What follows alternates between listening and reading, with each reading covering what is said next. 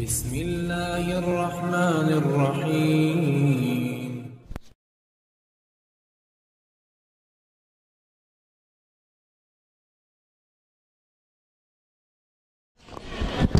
السلام عليكم ورحمة الله وبركاته.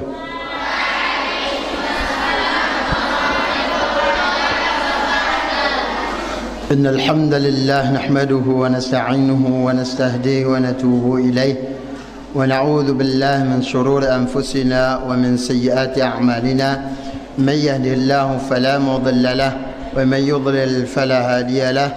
أشهد أن لا إله إلا الله وحده لا شريك له وأشهد أن محمدا عبده ورسوله لا نبي بعده. Kita masuk pada hadisnya.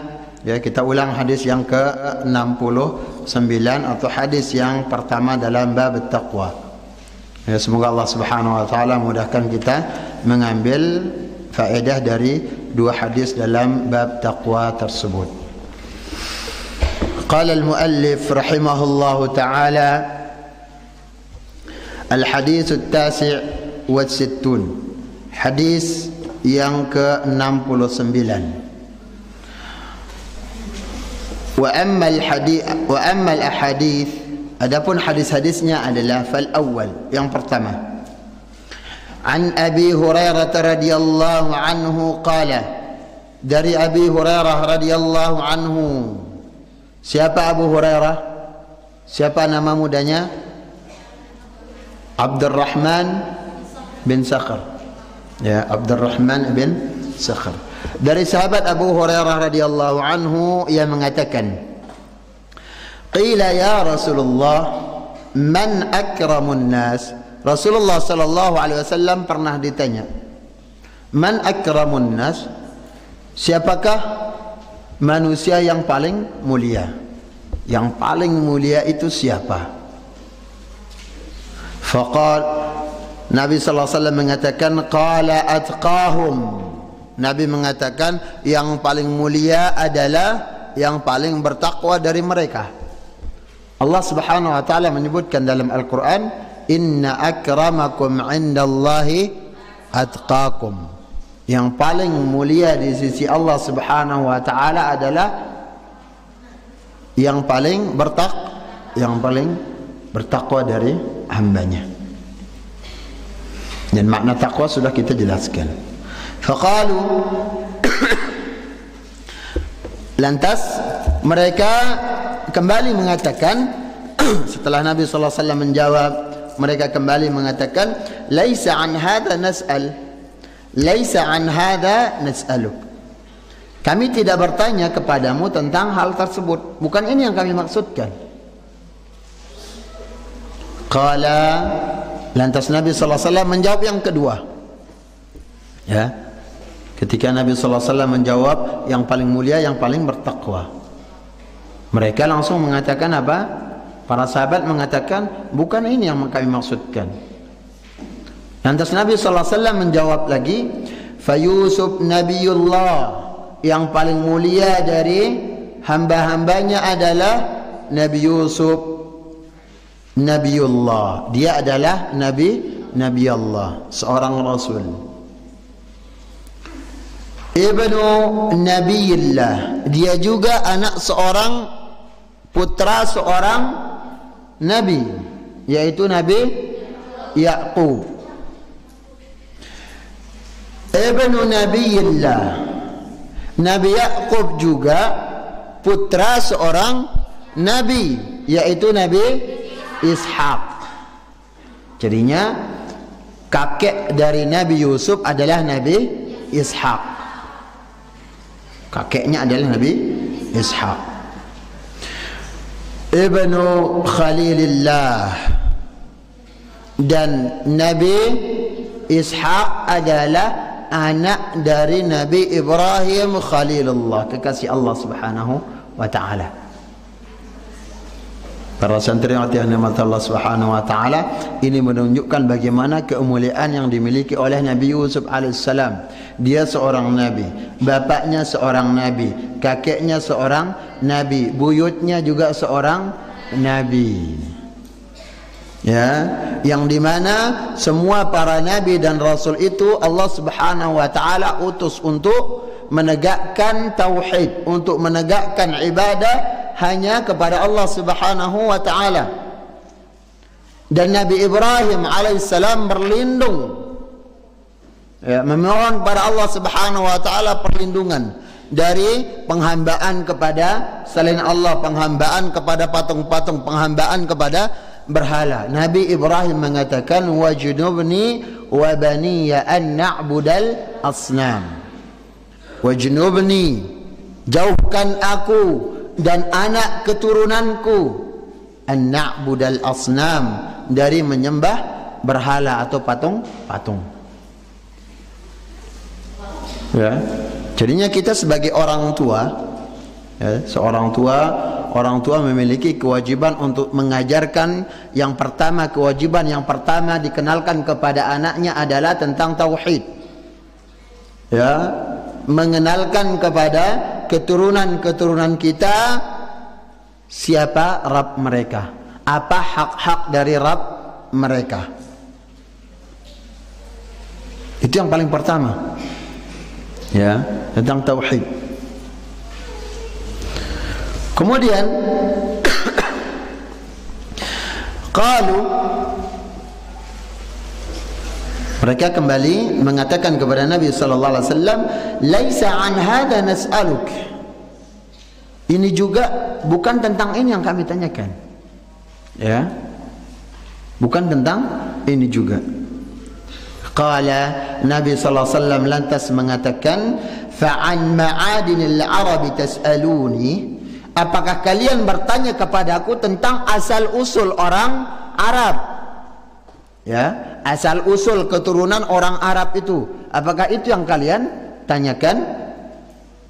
Nabi sallallahu alaihi wasallam mengatakan, ya, khiyaruhum fil jahiliyah, orang-orang yang menjadi pilihan, orang-orang yang menjadi pemimpin, orang-orang yang terbaik pada zaman jahiliyah. Sebelum Islam maksudnya. Ya, sebelum datangnya Islam. Apakah sebelum datangnya Islam itu, ya, tidak ada orang yang baik? Ada. Ya. Mereka berhaji juga. Ya, mereka bertawaf di masjid, di Ka'bah. Kemudian mereka juga memakmurkan Baitullah. Ada di antara mereka yang bertugas untuk apa? Memberikan minum kepada orang-orang yang berhaji. Ada orang yang bertugas untuk apa? Memberikan makanan, menjamu tamu-tamu Allah Subhanahu wa taala. Namun karena mereka belum beriman dan belum masuknya Islam, Islam itu belum datang. Ya, ada orang-orang baik. Dan Nabi sallallahu alaihi wasallam mengatakan khiyaruhum fil jahiliyah. Yang terbaik dari mereka, orang Arab tersebut pada zaman jahiliyah, yang jadi ketua, yang jadi pemimpin, yang bagus akhlaknya, khiyaruhum fil Islam, maka dia juga akan menjadi terbaik ketika dia masuk Islam. Ya, ketika dia sebelum masuk Islam menjadi pemimpin, ketika masuk Islam bukan berarti kepemimpinannya akan diambil. Dia akan dilanjutkan untuk menjadi pemimpin kaumnya. Dia akan menjadi orang pilihan dari kaumnya juga. Ya. Namun idza faqahu, kalau mereka paham tentang hukum-hukum di dalam agama. Ini dia besarnya peranan dari ilmu ini talibat. Ya. Jadinya yang terbaik ketika kita sudah mengenal Islam atau seorang mengenal Islam, ada mu'allab masuk Islam, yang terbaik adalah sebelum masuk Islam mereka baik. Mereka mereka mungkin suka bersedekah, suka memberikan hadiah, suka menolong, berdonasi sebelum masuk Islam. Mereka sabar, mereka berbakti kepada orang tuanya. Ketika masuk Islam, semua kebaikannya itu akan menjadi pahala. ketika dia masuk Islam, dan semua keburukannya, semua dosa-dosa yang dilakukan sebelum masuk Islam akan dihancurkan. Allah Subhanahu wa taala ampuni dia dengan masuknya kepada agama Islam. Al-Islamu yajubbu ma qablah, karena Islam itu akan membersihkan dosa-dosa yang dilakukan sebelum masuk Islam. Masuk Islam langsung Allah Subhanahu wa taala bersihkan dengan dua kalimat syahadat tersebut. Ketika dia bersaksi tidak ada ilah yang berhak disembah melainkan Allah, dan dia bersaksi bahwasanya Nabi Muhammad adalah utusan hamba dan utusan Allah Subhanahu wa taala, maka di sana Allah Subhanahu wa taala membersihkan hatinya, membersihkan dia dari dosa-dosa. Namun setelah itu Nabi mengatakan idza faqahu, kalau mereka paham di dalam hukum-hukum agama Islam. Ya. Kayaknya banyak kita yang beragama Islam banyak. Namun apakah semua paham tentang hukum-hukum di dalam agama Islam itu? Tidak semua. Kenapa orang melakukan perbuatan syirik, menyekutukan Allah Subhanahu wa taala? Karena belum paham tentang la ilaha illallah, karena belum memahami tentang hak-hak Allah Subhanahu wa taala sebagai Rabb, sebagai Tuhan. Para santriwat yang dirahmati Allah Subhanahu wa taala, sekali lagi ini menunjukkan manzilah yang sangat agung dan sangat tinggi bagi orang-orang Islam atau orang yang beragama Islam, ya, ketika Allah Subhanahu wa taala tunjukkan kepada kita hidayah kepada Islam, kemudian Allah Subhanahu wa taala berikan kita taufik untuk menuntut ilmu, mendalami ilmu-ilmu yang berkaitan dengan syariat Islam itu sendiri, maka pada saat demikian Allah Subhanahu wa taala memberikan dan menempatkan kita pada derajat yang tinggi. Allah Subhanahu wa taala menyebutkan yarfa'illahu alladhina amanu minkum walladzina utul ilma darajat. Allah Subhanahu wa taala akan mengangkat orang-orang yang beriman dari kalian.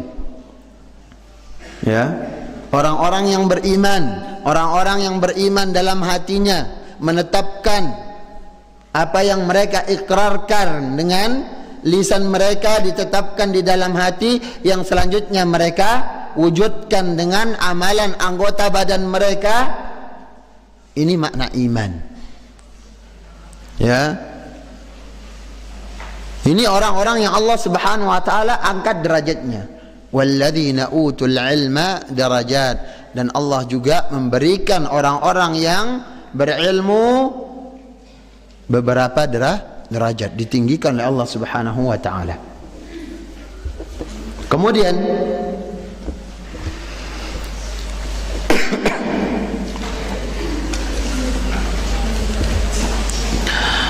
beberapa pelajaran yang bisa kita ambil dari hadis ini.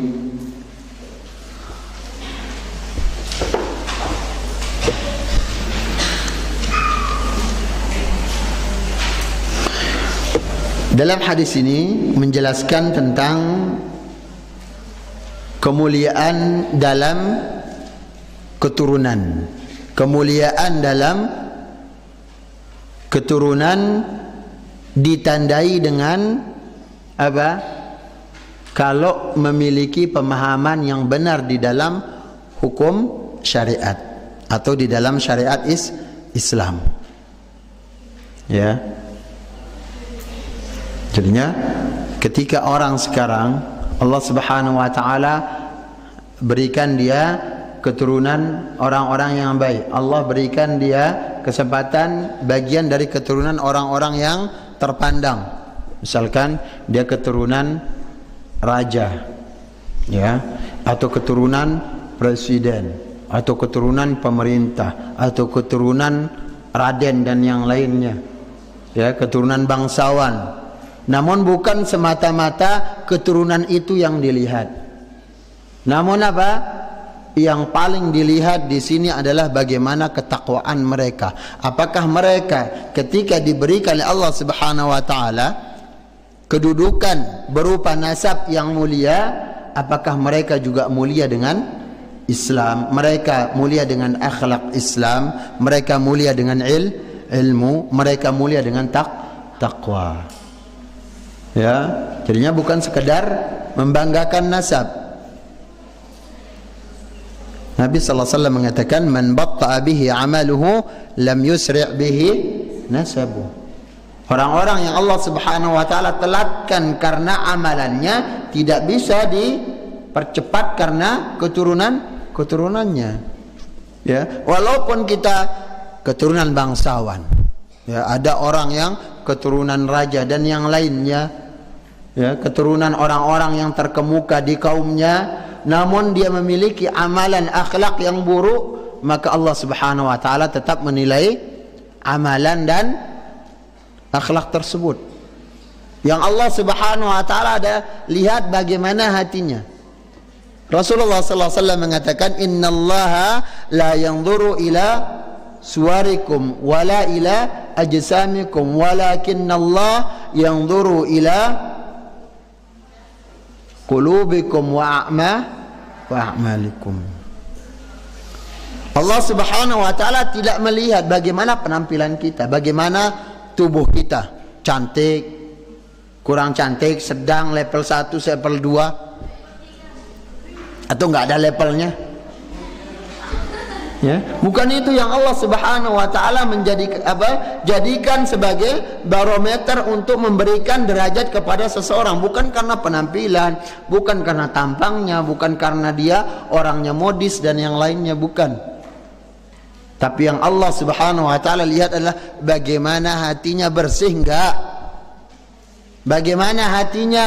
Jujur enggak kepada Allah Subhanahu wa taala?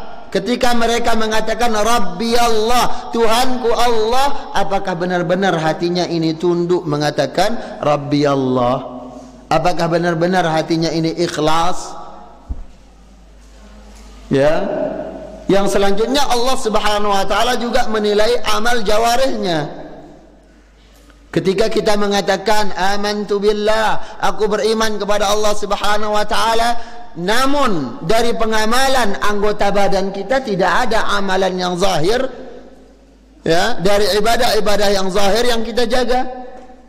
Mengatakan diri orang beriman, mengatakan diri orang Islam, namun apa? Tidak sholat, tidak puasa, tidak suka saling menolong, bahkan tahasud, saling dengki, saling iri.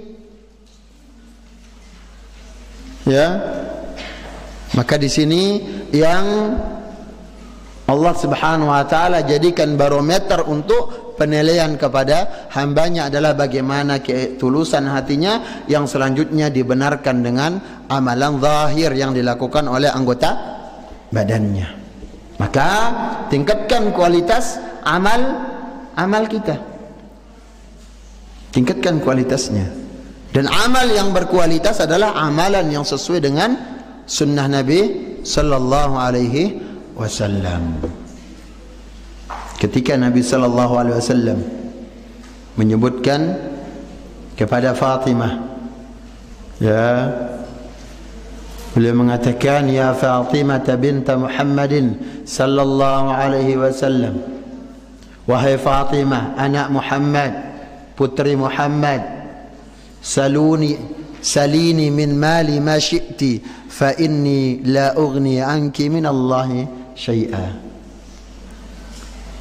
Mintalah kepadaku dari harta-harta yang aku miliki, kata Nabi sallallahu alaihi wasallam kepada putrinya ini, ya, putrinya yang menjadi sayyidah nisa al-jannah.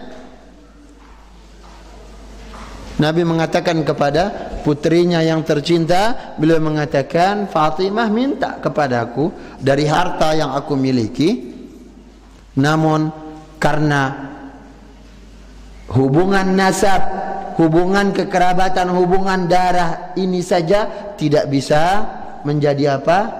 Penolong. Kalau ya keturunan tersebut orang-orang yang tidak bertakwa kepada Allah Subhanahu wa ta'ala. Ini kepada putrinya Nabi ingatkan seperti itu.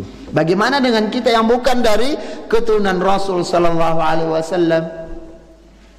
Ya. Lihat bagaimana Allah Subhanahu wa ta'ala mengatakan di dalam Al-Qur'an, tabbat yada abi lahabin wa tab. Allah mengatakan celaka kepada Abu Lahab. Siapa Abu Lahab? Paman Rasul sallallahu alaihi wasallam. Ya, jadinya ini faktor keturunan. Sekedar melihat jihad keturunan itu tidak bisa menjadi apa? Alasan kita akan menjadi orang baik. Oh, dia ini kan anaknya ustaz. Berarti dia akan pintar, dia akan seperti bapaknya. Belum tentu. Ya. Jadinya tetap yang di sini yang menjadi penilaian Allah Subhanahu wa taala adalah bagaimana hati dan bagaimana lurusnya hati, jujurnya hati, dan bagaimana pengamalan anggota badannya di dalam melakukan amal-amal ketaatan kepada Allah Subhanahu wa taala. Nabi mengatakan, fa inni la ughni anki minallahi syai'a. Aku tidak bisa membelamu di hadapan Allah Subhanahu wa taala. Beliau juga mengatakan kepada Al-Abbas, pamannya. Beliau juga mengatakan kepada Sofiyah dengan kalimat yang sama. Ya, kepada Sofiyah bibinya beliau mengatakan dengan ungkapan yang sama, dan tetap Nabi mengatakan, aku tidak bisa membela kalian di hadapan Allah Subhanahu wa taala sekedar dengan alasan nasab itu. Tidak bisa. Namun semua kita akan dimasukkan oleh Allah Subhanahu wa taala ke dalam surga sesuai dengan amal kebaikan yang kita lakukan, dan Allah Subhanahu wa taala terhindar dari sifat zalim, dan Allah membenci kezaliman dan mengharamkan kezaliman itu berlaku pada dirinya sendiri. Para santriwati yang dirahmati Allah Subhanahu wa taala. Kemudian sekali lagi, keutamaan di dalam nasab itu ditentukan dengan ketakwaan.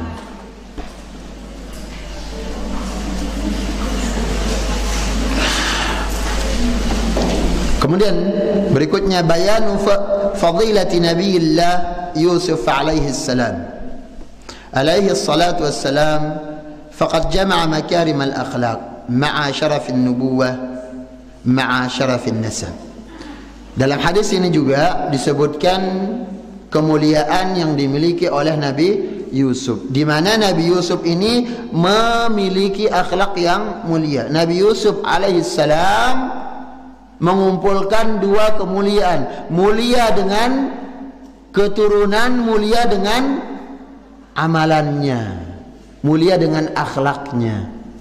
Orangnya sabar, orangnya taat kepada Allah Subhanahu wa taala, dan dia nabi rasul, dan dia keturunan nabi dan rasul. Allah muliakan dia dengan amalan dan dengan keturunannya. Ya. Dan Nabi Allah Subhanahu wa taala lihat, apakah semua saudaranya Nabi Yusuf, anak dari Nabi Yakub itu semuanya menjadi nabi? Enggak. Bahkan mereka yang paling utama membenci dan berbuat jahat kepada Nabi Yusuf, saudaranya sendiri. Namun dengan dengan kemuliaan yang beliau miliki, kesabaran yang beliau miliki, sifat pemaaf yang beliau miliki, Nabi Yusuf alaihissalam mendoakan kepada Allah Subhanahu wa taala, memintakan kepada Allah Subhanahu wa taala supaya Allah Subhanahu wa taala mengampuni, memaafkan saudara-saudaranya walaupun dengan perlakuan mereka yang begitu kejam kepadanya. Bagaimana dengan kita sekarang? Sikap dendam kita bagaimana? Jadinya Nabi Yusuf alaihissalam disebutkan dalam hadis ini memiliki atau mengumpulkan kemuliaan dalam akhlak disertai dengan kemuliaan sebagai nabi dan kemuliaan keturunan para nabi juga. Kemudian berikutnya, bayanu fadlil ilmi wa annahu afdala minan nasab wal hasab wal jah wal mal. Dalam hadis ini juga penjelasan bagaimana keutamaan ilmu, ya, bahwasanya ilmu itu jauh lebih utama dibandingkan sekedar melihat nasab atau apa, melihat kedudukan saja, pangkat saja, namun tidak memiliki ilmu, atau melihat sekedar dari segi harta. Ini menunjukkan ilmu di sini sebagai tolak ukurnya. Kemuliaan kita sebagai hamba Allah tatkala kita memiliki ilmu tentang agama kita sendiri. Ya. Jangan kita mengatakan agama saya Islam, KTP saya Islam, sekedar itu saja. Tapi bagaimana Islam? Apa hukum-hukum yang di dalam Islam? Kita tidak pernah mau mendalaminya. Maka keutamaan di dalam harta, di dalam kedudukan, pangkat, jabatan, dan dalam keturunan itu tidak bermakna apa-apa, tidak bernilai apa-apa kalau tidak memiliki ilmu. Baik. Kemudian hadis yang ke-70, hadis yang kedua dari bab at-taqwa.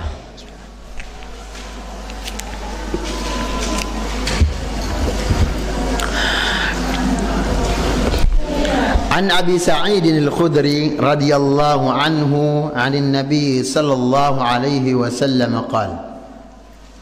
Hadis kedua dalam bab at-taqwa, hadis dari Abu Sa'id al-Khudri radhiyallahu anhu dari Nabi sallallahu alaihi wasallam, beliau bersabda, "Inna ad-dunya hulwatun khadira." Sesungguhnya dunia itu manis, dunia itu sejuk, hijau, ya, membuat kita terpukau, membuat kita tertipu. Wa inna Allaha mustaqlifukum fiha, dan Allah Subhanahu wa taala akan menjadikan kalian menjadi pewaris di muka bumi. Allah menjadikan kita, manusia ini, menjadi pewaris di muka bumi. Untuk apa? Untuk beramal. Fayanzuru kaifa ta'malun. Namun ingat, ketika Allah Subhanahu wa taala menjadikan kita pewaris di muka bumi ini, ya, yang akan menjadi penghuni bumi ini, fayanzuru kaifa ta'malun. Namun perhatikan, ya, Allah Subhanahu wa taala tetap dan pasti memperhatikan kaifa ta'malun, bagaimana kalian beramal di dunia. Apa amalan kita? Bagaimana sikap kita? Allah Subhanahu wa taala perhatikan. Ya, jadinya di sini bagaimana ketakwaan kita di dalam menjalani kehidupan dunia. Bagaimana kita mensikapi kehidupan dunia. Karena semuanya tidak lepas dari pengawasan Allah Subhanahu wa taala. Ya, bab muraqabah sangat erat kaitannya dengan bab taqwa. Ya, makanya di dalam bab muraqabah dibawakan hadis tentang taqwa. Ittaqillah haitsuma kunta. Takutlah kepada Allah dimanapun kalian berada. Rasulullah sallallahu alaihi wasallam mengatakan, fattaqud dunya wattaqun nisa. Takutlah kepada dunia, ya, berhati-hatilah di dalam dunia ini, wattaqun nisa, dan takutlah, bertakwalah kepada Allah Subhanahu wa taala dalam urusan wanita, karena wanita itu adalah dunia. Nabi mengatakan ad-dunya mata' wa khairu mata'iha al-mar'atu as-salihah. Dunia ini adalah kesenangan. Dan sebaik-baik kesenangan dunia, kenikmatan dunia adalah wanita yang salihah. Maka jadilah kalian wanita yang salihah, yang dipuji oleh Islam, yang dipuji oleh agama kita. Ya, sebaik-baik kenikmatan dunia, sebaik-baik perhiasan dunia, sebaik-baik, ya, yang paling baik di dunia ini adalah wanita salihah. Fa inna awwala fitnati bani Israil kanat fin nisa. Maka sesungguhnya ujian pertama yang Allah timpakan kepada Bani Israel, ya, kanat fin nisa, yaitu pada urusan wanita. Lihat Nabi Yusuf alaihissalam diuji oleh Allah Subhanahu wa taala dengan wanita-wanita yang memiliki jah, yang memiliki atau keturunan bangsawan, bahkan keturunan raja, ya, keturunan orang-orang bangsawan. Itu yang Allah Subhanahu wa taala uji Nabi Yusuf dengan wanita-wanita tersebut, wanita-wanita cantik, wanita-wanita yang memiliki kedudukan, ya, wanita-wanita yang kaya. Ujian Nabi Yusuf alaihissalam, ya. Dan begitu seterusnya. Bani Israel diuji oleh Allah Subhanahu wa taala dengan fitnah atau ujian wanita.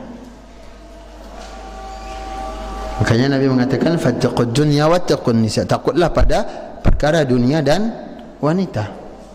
Dan Nabi sallallahu alaihi wasallam memperingatkan kepada kaum laki-laki. Peringatan Nabi sallallahu alaihi wasallam kepada kaum laki-laki bukan berarti yang wanita tidak masuk di dalam peringatan tersebut. Ketika laki-lakinya diingatkan tentang beratnya urusan wanita, ujian wanita, ya, para wanita juga harus memperhatikan kedudukan mereka sebagai ujian tersebut. Kita ini kan ujian mereka. Ya, nggak boleh semaunya keluar, semaunya pakai motor, semaunya dan yang lainnya, nggak boleh. Ya, Nabi sallallahu alaihi wasallam mengatakan, "Ma taraktu fitnatan hiya adarru 'ala ar-rijali minan nisa." Aku tidak pernah meninggalkan, ya, fitnah yang menjadi ujian terberat, ya, ujian dunia terberat bagi kaum laki-laki, melainkan bagaimana beratnya ujian dari segi atau dari sisi para wanitanya. Kalian menjadi anak perempuan akan menjadi fitnah, akan menjadi ujian sebagai seorang bapak. Ketika kalian menjadi ibu akan menjadi ujian bagi si anak. Ketika kalian menjadi saudari perempuan, kalian akan menjadi ujian bagi saudara kalian. Ketika kalian menjadi seorang bibi, ya, saudari ibu atau saudari bapak, maka kalian akan menjadi fitnah, ujian bagi keponakannya, ya, akan menjadi ujian bagi saudaranya dan yang lainnya. Apakah mereka bisa menjaga? Ya, Nabi sallallahu alaihi wasallam memberikan sebuah kabar gembira kepada seorang yang dikaruniakan, ya, 3 anak perempuan, atau 3 saudari, atau 2 anak perempuan, atau 2 saudari perempuan. Kemudian berbuat baik kepada mereka, bertakwa kepada Allah dalam urusan mereka, melainkan Allah Subhanahu wa taala pasti berikan dia surga. Namun ini berat, ya, ini sangat berat sekali. Maka ringankan sekarang tugas orang tua kalian, ya para santriwati, ringankan tugas orang tua kita. Jangan bebani mereka, ya. Cukup sekarang beban orang tua membiayai kita sekolah, membiayai kita untuk menuntut ilmu, untuk makanan kita, untuk pakaian kita, untuk biaya-biaya yang lainnya, mempersiapkan perlengkapan kitab-kitab kita. Cukup itu sudah membebani mereka. Jangan tambah lagi beban mereka dengan apa? Dengan akhlak kita yang buruk, ya. Karena imbasnya akan kembali kepada mereka sebagai orang tua kita. Nabi mengatakan, inna auladikum min kasbikum, anak-anak kalian adalah hasil dari usaha kalian, hasil dari orang tua. Kita ini hasil dari orang tua, ya. Kalau hasil usaha orang tua kita, modal orang tua kita, kalau kita yang menjadi modal orang tua baik, bagaimana? Apakah kebaikan itu hanya untuk kita saja atau akan kembali kepada orang tua kita? Kembali kepada orang tua. Begitu juga ruginya, ya. Jangan jadikan orang tua kalian, orang tua kita di rumah rugi dunia akhirat. Rugi dunia dengan mereka mengorbankan dunianya untuk kita, harta mereka untuk kita menuntut ilmu. Rugi akhirat, tidak ada kebaikan yang mereka dapatkan dari amal kebajikan kita sebagai anak, wal'iyadzubillah. Dan ini adalah kedurhakaan anak yang paling besar, ya. Orang tua kita, mereka sudah terbatas kemampuannya untuk menuntut ilmu, ya. Yang harapan mereka adalah ada anak-anaknya yang akan terus menjadi amal jariahnya, baik ketika mereka masih hidup, apalagi setelah meninggal. Harapan mereka adalah anaknya, ya, bukan sekedar harta mereka yang sudah mereka korbankan. Yang paling utama mereka harapkan adalah kita sebagai anaknya. Maka baik-baiklah kita bertakwa kepada Allah Subhanahu wa taala pada urusan kedua orang tua kita. Amanah, ya, para santriwati harus amanah. Bukan sekedar orang tuanya ngantar ke sini, ya, ataupun menyekolahkan, membiayai semua perlengkapan fasilitas-fasilitas yang kita butuhkan di dalam menuntut ilmu. Bukan sekedar itu. Namun yang mereka harapkan adalah kita ini menjadi apa? Ladang kebaikan mereka, baik ketika mereka masih hidup ataupun mereka sudah meninggal. Para santriwati yang dirahmati Allah Subhanahu wa taala, kemudian beberapa fikih hadis atau faedah yang kita bisa petik dari hadis ini adalah yang bagi zuhda fid dunya wa adamul jari wara'a khutamiha aw ta'alluq bi awhamiha fa innaha tu'ridu nafsaha 'ala al-ibadi bi halawatiha wa hadaratiha wa zinatiha faman ta'allaka biha ahlakathu walakin yanbaghi alla yansa al-'abdu nasibahu minha. Hadis ini pelajaran yang paling besar adalah kita dituntut di dunia ini untuk berlaku sederhana, zuhud, jangan melampaui batas, ya, jangan melampaui batas. Aish ma syi'ta fa innaka mayyit, hiduplah sesukamu, tapi ingat akan ada kematian, ya.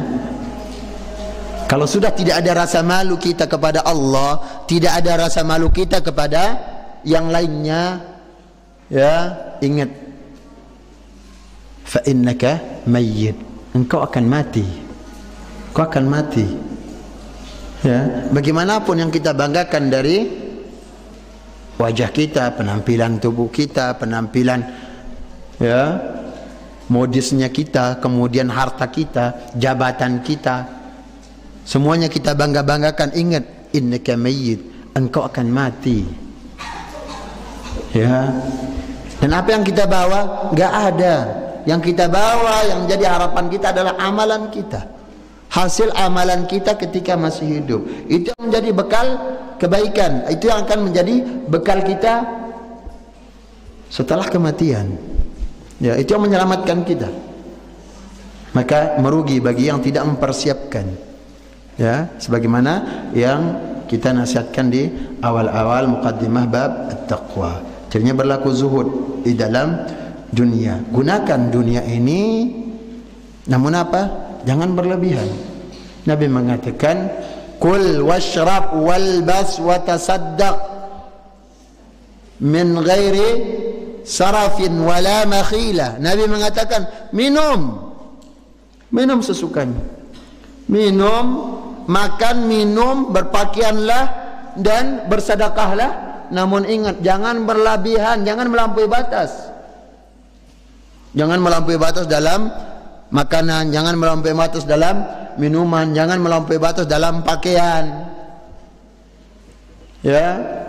Kemudian jangan juga melampaui batas dalam urusan sedekah. Ini bersedekah tapi lupa siapa? Lupa kalau dia memiliki tanggungan yang harus dia hidupi. Ada tanggung jawabnya. Ini enggak boleh.